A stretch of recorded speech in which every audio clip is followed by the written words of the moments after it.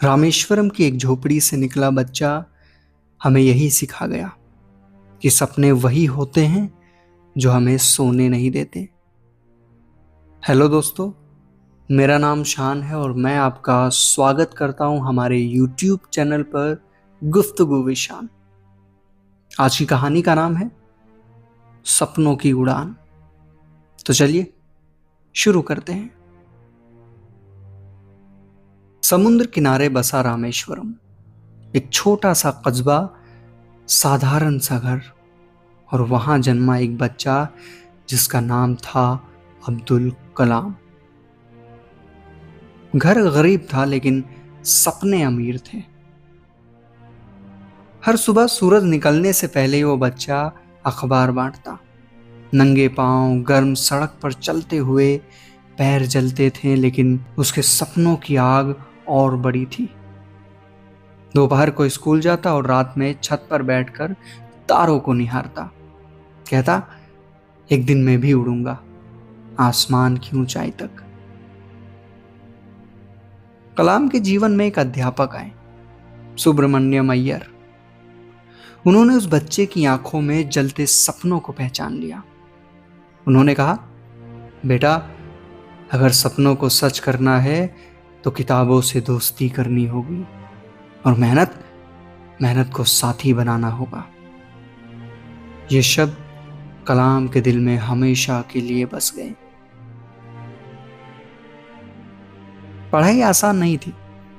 कई बार किताबें खरीदने तक के पैसे नहीं होते थे, लेकिन वो किताबें उधार लेता, रात भर पढ़ता और सुबह फिर अखबार बांटने निकल जाता।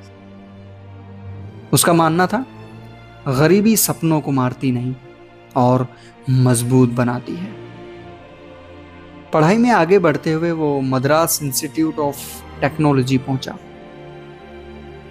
वहां उसने पहली बार हवाई जहाज का मॉडल बनाया, लेकिन जब प्रोजेक्ट असफल हुआ तो प्रोफेसर ने कहा, अगर 3 दिन में पूरा नहीं हुआ तो स्कॉलरशिप छिन जाएगी। 3 दिन और 3 रात बिना सोए बच्चा काम करता रहा और चौथे दिन उसने एक कामयाब मॉडल बना दिया। यही उसके सपनों ने पंख फैलाना शुरू कर दिए। कलाम ने इसरो में काम शुरू किया। पहली बार जब रॉकेट छोड़ा गया तो वो समंदर में जा गिरा।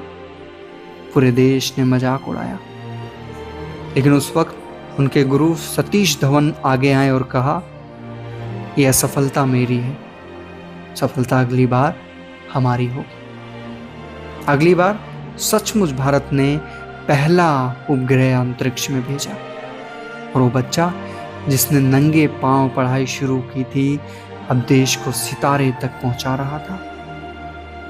1998 में पोखरण परमाणु परीक्षण में उनकी अहम भूमिका रही। दुनिया ने भारत की ताकत को महसूस किया। लोग उन्हें बोलने लगे, भारत का मिसाइल मैन। 2002 में वही साधारण बच्चा बना भारत का राष्ट्रपति, लेकिन दिल से हमेशा वही रहा, पीपल्स प्रेसिडेंट। 27 जुलाई 2015 कलाम शिलोंग में लेक्चर दे रहे थे। युवाओं को समझा रहे थे कि सपने बड़े देखो और उन्हें पूरा करने तक हार मत मानो। और तभी मंच पर गिर पड़े। आखिरी सांस तक उन्होंने वही किया जो उन्हें सबसे प्यारा था, युवाओं को सपने दिखाना। उन्होंने कहा, गरीबी रुकावट नहीं, असफलता ही सफलता का पहला कदम है। और सपने वही होते हैं जो हमें सोने नहीं देते। सोचो, अगर एक बच्चा जिसने नंगे पांव अखबार बांट कर पढ़ाई की, वो भारत का राष्ट्रपति बन सकता है, तो तुम्हें अपने सपनों से कौन रोक सकता है? सपने जरूर देखो, रोज देखो।